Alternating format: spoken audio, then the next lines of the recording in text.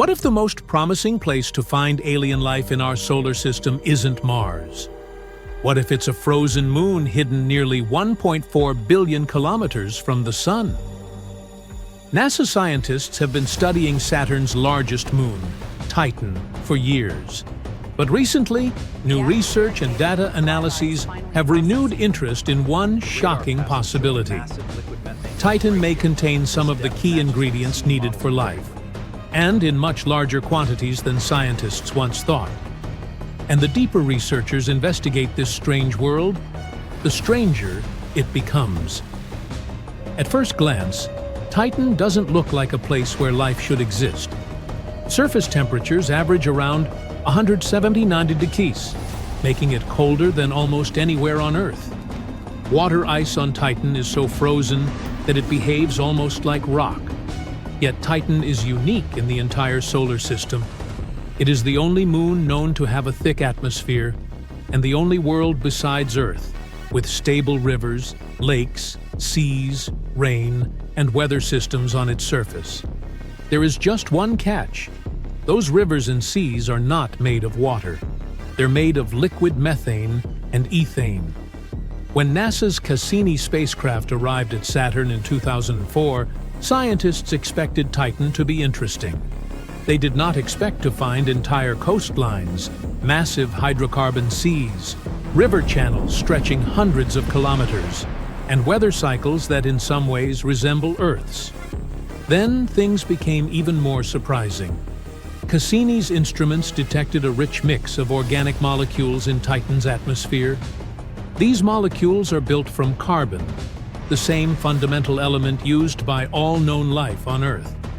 Over time, sunlight and energetic particles from Saturn break apart atmospheric gases, triggering complex chemical reactions. The result is a continuous production of organic compounds that slowly fall to the surface. In other words, Titan is running one of the largest organic chemistry experiments in the solar system. And scientists believe this chemistry may be far more complex than previously imagined. Recent studies suggest that beneath Titan's frozen crust lies a gigantic underground ocean of liquid water. Some estimates indicate this ocean could contain more water than all of Earth's oceans combined. That discovery immediately changed the conversation.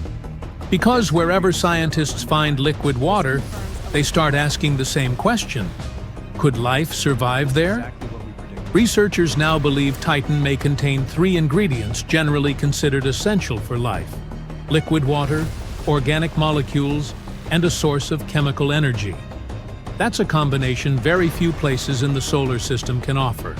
And recently, scientists identified evidence that complex organic compounds may be moving between Titan's surface and its hidden subsurface ocean through cracks and geological processes. This is important because it potentially creates opportunities for chemistry that could become increasingly complex over time. Some researchers have even proposed that if life exists on Titan, it may look nothing like life on Earth.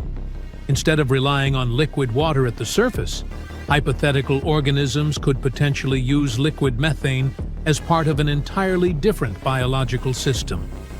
These ideas remain speculative, but Titan is one of the few places where scientists can seriously discuss them. Another reason researchers are excited is the sheer amount of organic material present. Some estimates suggest Titan's atmosphere and surface contain hundreds of times more accessible organic compounds than existed on early Earth before life emerged. That doesn't prove life exists, but it means Titan possesses an enormous supply of the raw ingredients from which life could potentially develop. NASA is so interested in the Moon that it is already preparing a mission called Dragonfly. Scheduled for launch later this decade, Dragonfly will send a nuclear-powered flying drone to Titan. Unlike traditional rovers, it will hop between locations across the Moon's surface, analyzing chemistry, searching for complex organic compounds, and investigating whether Titan's environment could support biological processes.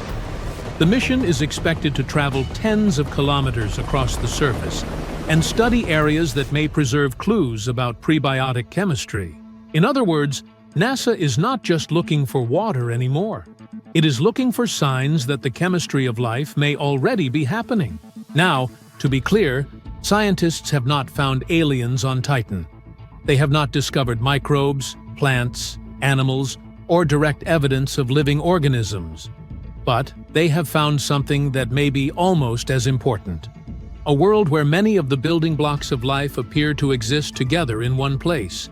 And every new discovery seems to make Titan less like a frozen dead moon, and more like a giant natural laboratory that has been running for billions of years.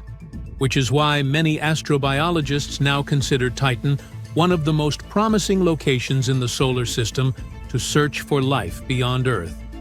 Because if life can emerge in environments this strange, the universe may be filled with more living worlds than we ever imagined. The only life that we are certain about so far in the entire universe is on planet Earth. Whether that life is intelligent is, let's say, arguable.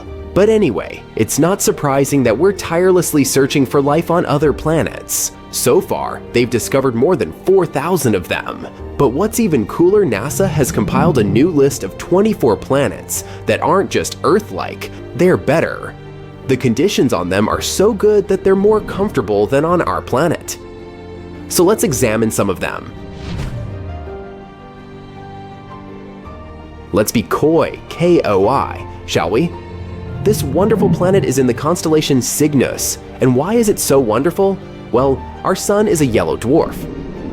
And sorry, sun, even though you're not bad at supporting life, there are some stars that can do it better. Nothing personal. The planet KOI 5715.01 orbits near an orange dwarf. Orange dwarfs are stars slightly smaller than our sun and have a little lower luminosity. Did you like the alliteration there? Anyway, don't worry, it doesn't mean we're going to live in complete darkness. In fact, if the planet is found closer to the sun and it has a thicker atmosphere, it may even be lighter and more colorful than on Earth. Our sun has a very short lifespan. Right now, it has 7 to 8 billion years left to live, a little longer than the Earth's age.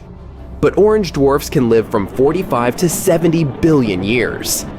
This is great not only because we'll be able to hang out on this planet longer, but also because the planets around these stars have more time to form life. Ideally, we need to find a planet next to an orange dwarf that is about 7 billion years old. It's very likely that there will be at least some organisms there. KOI 57115.01 is about 5.5 billion years old. Yeah, it may not seem mature enough, but that's okay, neither do I. Our Earth is a billion years younger, and that didn't stop us. The planet is quite close to its star and is in a habitable zone.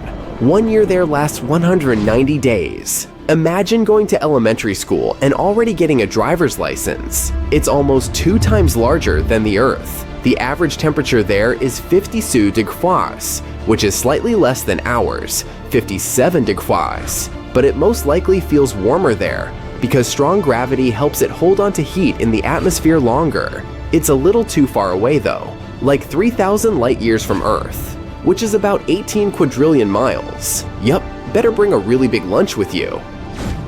KOI 3010.01. This planet is found next to the star KOI 2010. This planet sounds like a very pleasant world. The average temperature on this planet is 67 degrees, so a little warmer than ours. But that's a good thing. Scientists believe that on a perfect planet, the temperature should be just about 10 degrees hotter than on the Earth. The more heat there is on the planet, the more comfortable it's to live there. Also, the higher chances of developing life. The radius of this planet is nearly 1 1/2 times larger than Earth. There's some atmosphere, although we're not yet sure about its composition, but it's probably like the Earth's. Scientists think that we'll find an ocean there, and it can cover up to 60% of the surface, which is also cool. In a perfect world, water and land should be distributed more evenly than on our planet. A little more land means a little more territory and resources, right? But listen, This planet is actually very similar to the Earth. The resemblance is so striking that scientists believe that we have an 84% chance to find life there. Of course, not necessarily an intelligent life, but at least some animals. Wouldn't that be cool? What do you think they could look like? Very Earth-like planet, but with stronger gravity. If someone lives there, they're probably big but have a small height and strong little legs. Sounds adorable and scary, but we won't be able to find out the truth anytime soon. So far, for us, these planets are microscopic dots in space. We only have some dry, boring data about them, and don't even know what they look like. We'll have to wait until we can find a way to get closer to these planets. Kepler 186f. This is also one of the best candidates for having life. This rather cute planet was nicknamed the Earth's cousin, because it does have a strong resemblance. Anyway, these two planets are like sisters, not twins. Kepler 186f rotates near the red dwarf. Red dwarfs are stars even dimmer and smaller than orange dwarfs. Yeah, they'll also live for a very, very long time, but their luminosity is also quite low. However, Kepler 186f is closer to its star than we're to our sun, so it shouldn't be too dark there. Well, at least not night-like dark. The sky on this planet is sure to be an unusual shade of red, like sunsets on Earth. What do you think? Would you like to live on a planet with an eternal sunset? The size of this planet is about the same as Earth. Not bad, not perfect. Why so? Because the coolest planets are those that are bigger than Earth and have stronger gravity. You'll probably say, but won't it be harder to walk there and even harder to get out of bed on Monday? Of course. But on the other hand, this planet will pull the atmosphere better. The atmosphere will be thicker and denser. This means more protection from the scary space stuff, more oxygen, and more heat. Not to mention the fact that the bigger planets have more space to settle. Awesome, right? But, of course, the Earth's size is also an excellent choice. Another cool fact is that the tilt of Kepler 186f is about the same as ours. It means that there should be stable seasons and a normal day-night cycle. Do you know how important the tilt of the planet is? Let's look at Mars. Mars is also, in fact, found in the habitable zone of our sun, but its tilt is very unstable, and as a result, the entire ocean that could have been on it once now completely dried up. Today it's just a red desert, and there is no life there, at least not as far as we know. But you see how important these tiny details are? This planet is also quite far away from us, 490 light years. It's about 3 quadrillion miles. So yeah, we're just going to keep waiting for intergalactic travel. Kepler 62 Zens and Kepler 62f. These planets were called the most Earth-like before we discovered Kepler 186f. They're very comparable to our home. Kepler 62m is about 1.5 times larger than Earth, and Kepler 62f is just slightly smaller than that. They're located in the constellation Lyra, about 1,200 light years away from us. They both also orbit a red dwarf. 1 year on Kepler 62e lasts about 122 days, even less than on that first planet we've talked about. Scientists believe that both 62e and 62f are sort of water worlds. Warm places mostly, or even completely, covered with water. If there is land there, it's probably just some islands. A world consisting entirely of islands. A fantasy dream for some. Think Hawaii, and a nightmare for others. Think Megalodon. But if you're a fan of ancient marine animals, just imagine how gigantic they could be there. Still, there are many things we don't know about this planet. Does it have a surface? What is its composition? Density? One day, maybe we'll be able to answer these questions. And so, that's it for the super Earths. Of course, the original list is much longer, and you can go check it out on the internet. The best thing about all this is that these are the planets that are better than the Earth. But we also know thousands of other exoplanets that are just close enough to ours. And the odds are a few of them have at least some form of life. But they're very, very far away, so we have no way to check it right now. Perhaps down the road, we'll find some cool creatures on many of them. Perhaps Perhaps we've all stopped to think at one point about what it would be like to live on another planet. I know I've had days like that. Gotta get away. And maybe even interact with other types of creatures that already live somewhere else in space. These days, such ideas sound more like something from a science fiction book. But in the future, permanently changing your address to another planet might turn out to be mandatory. Think of the stars in our solar system as a battery. Billions of years from now, its energy will be gone. Without its light and warmth, life on Earth can't exist. When you think about it this way, we have to hope that future humans will have found some other place to live by then. Thankfully, there's good news. Recently, scientists at NASA have announced that they have found a new planet that might be able to support life. They call it TOI 700e. E is roughly the same size as Earth, and it's located in a region of space where scientists think water could exist in its liquid form, which is crucial for the development of life. This planet is not the only one, though. Close to it, there's another promising planet which they call TOI 700d, but this one is further away from its star. Because of the distance from the main source of light, Planet D lies in a special area called the Conservative Habitable Zone. In simple terms, scientists aren't sure whether life might exist on this one, but they don't exclude such a possibility. Planet E is in the optimistic zone, which means that it's possible that it has water and even an atmosphere. Hey, at least we have some options. The two planets are in the solar system that's only 100 light-years away from Earth, which is considered pretty close in space terms. NASA found these planets by watching the light from the star and measuring how it moves when a planet passes in front of the star. This is the first time that NASA has found a solar system with multiple planets that could have life. So far, scientists have found over 5,000 exoplanets, and they think there could be at least 10,000 more. Specialists at NASA are looking into the ways to figure out if any of these planets could harbor life. But they also say we might find forms of life we don't expect to see, and that we should be open to other possibilities. That's because we only know about what life can be by looking at our own planet. Sure, everything sounds enticing so far, but don't pack your bags just yet. As appealing as these new planets might sound, there's still one problem: getting there. Scientists have been researching for decades how people can stay in space and thrive for long periods of time. And history tells us it's no easy project. Back in 1962, John Glenn became the first American to orbit our planet. To circle Earth a mere 3 times, he had to go through months of technical and physical preparations. These days, advanced technologies help us investigate Mars better, and scientists have figured out that there is water and materials on the red planet that may be useful to people. It has sparked the idea of sending people to Mars to live there, just to begin with. The first manned Mars mission is scheduled for the late 2030s or early 2040s, if everything goes well.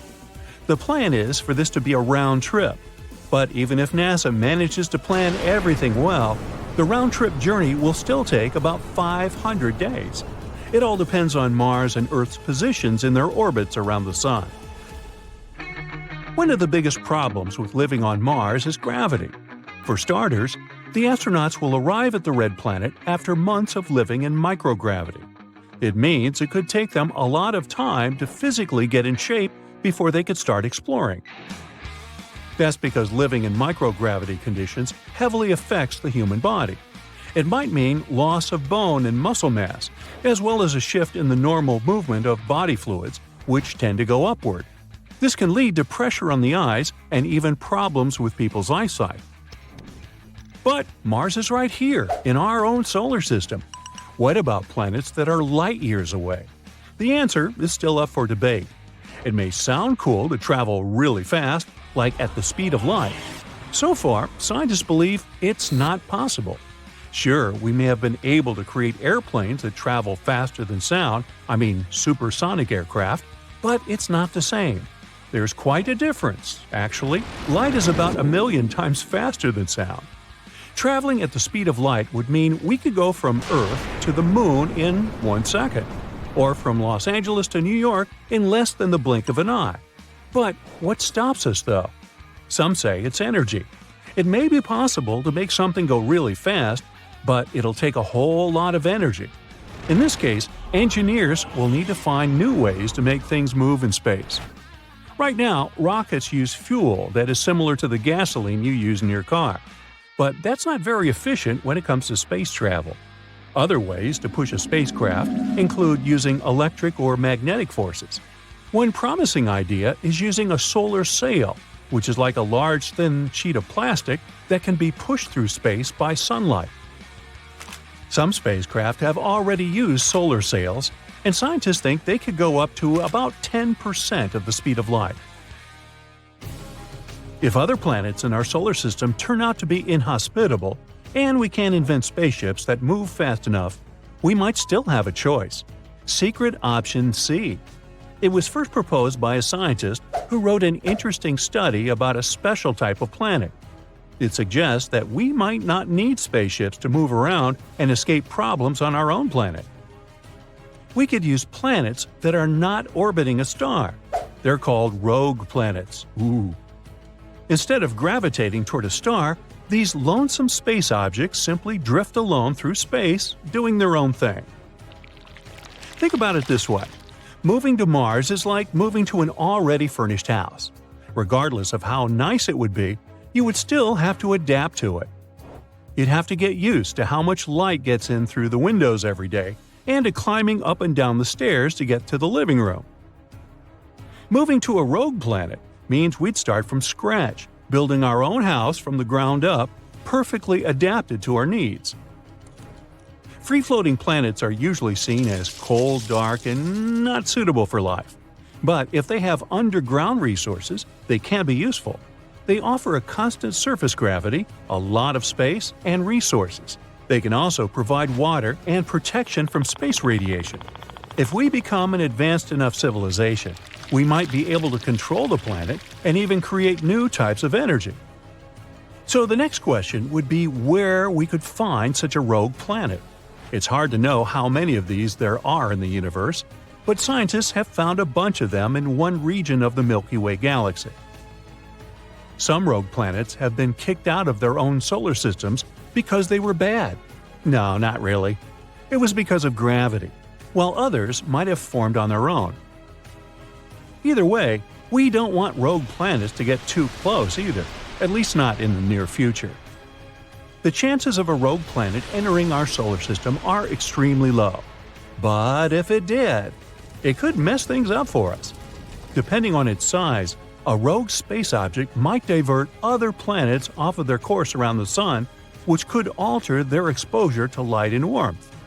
And if it crashes into the Earth, well then, that would be a bad thing too. Colonizing other planets is like the ultimate cosmic adventure. It's a challenge that's captured the imagination of humans for centuries, and it's something we've always dreamed of doing. One of the most popular candidates for this role is Mars, and this isn't surprising. Mars is a rocky planet that is similar to Earth in many ways, and it even has evidence of water on its surface.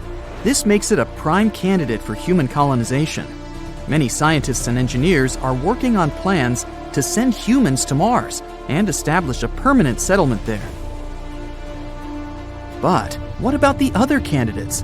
There are many planets and moons in our solar system, so why not colonize something else? For example, Ceres. Ceres is the ultimate cosmic treasure trove. It's a dwarf planet, not a full-fledged one, just like Pluto.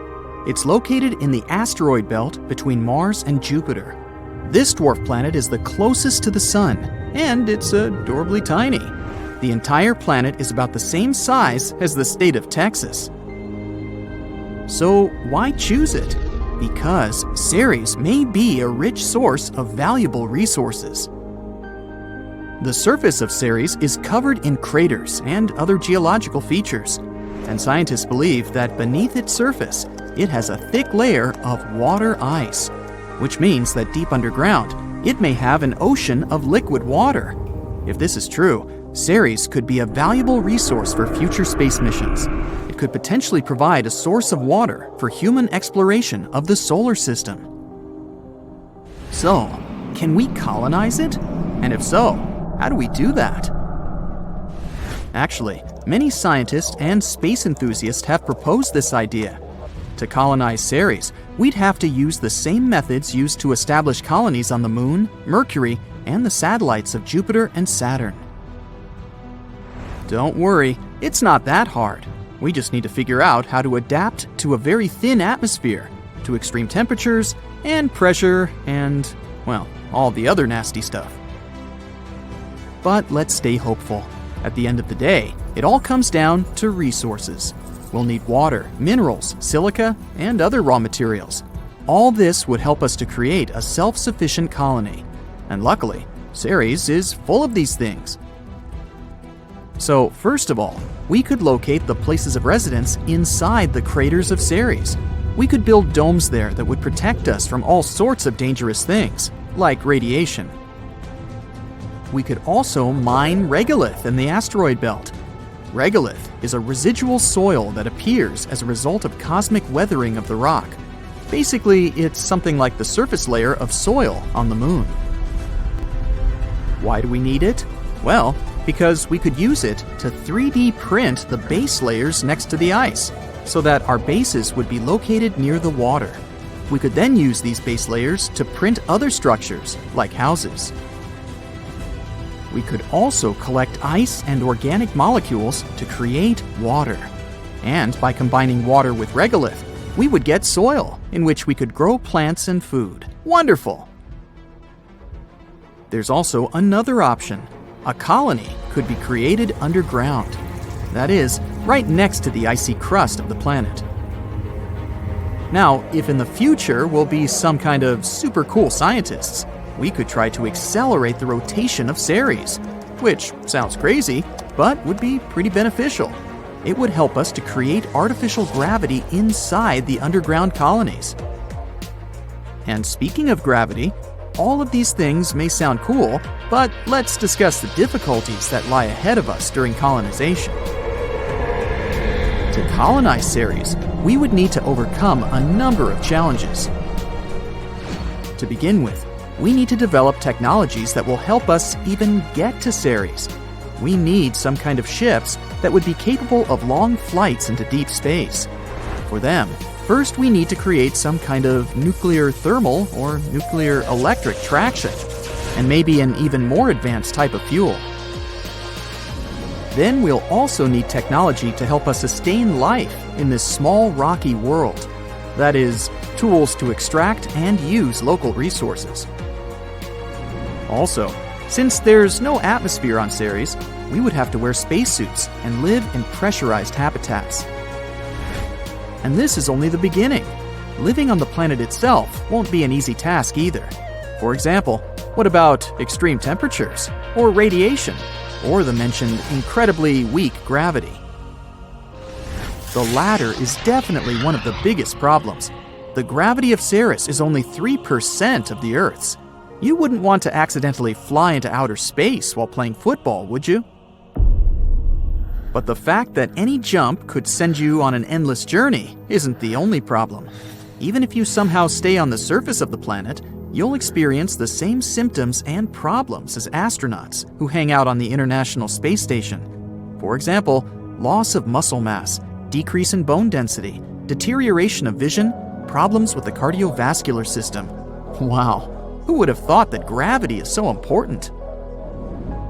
So therefore, if we wanted to survive on Ceres, we would need either a bunch of doctors or some kind of artificial gravity. And don't even get me started on how low gravity will slow down production and work. And of course, we can't go anywhere without discussing money. Colonizing Ceres would cost us a huge expense, especially taking into account all of the above. And yet, despite all these things, Ceres still stays one of the best candidates for colonization.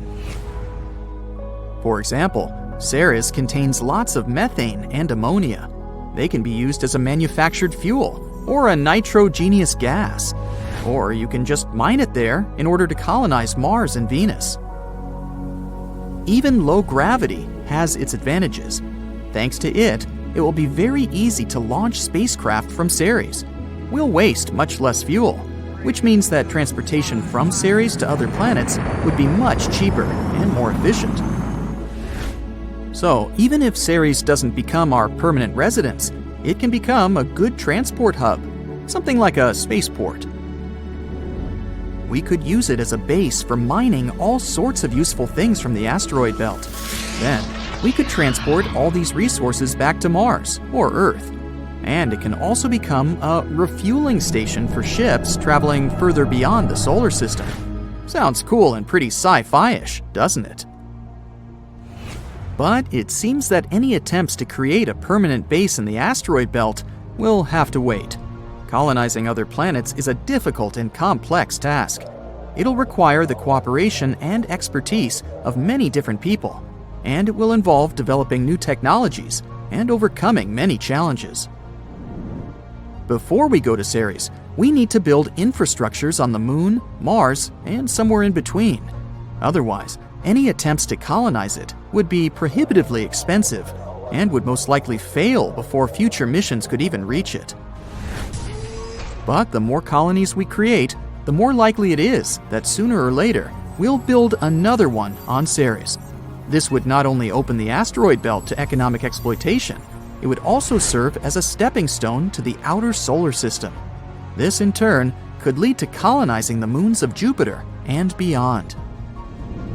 In other words, the rewards of colonizing Ceres could be great. Not only would it allow us to explore and understand this fascinating world, but it could also provide us with valuable resources that could help us to further explore and settle the solar system.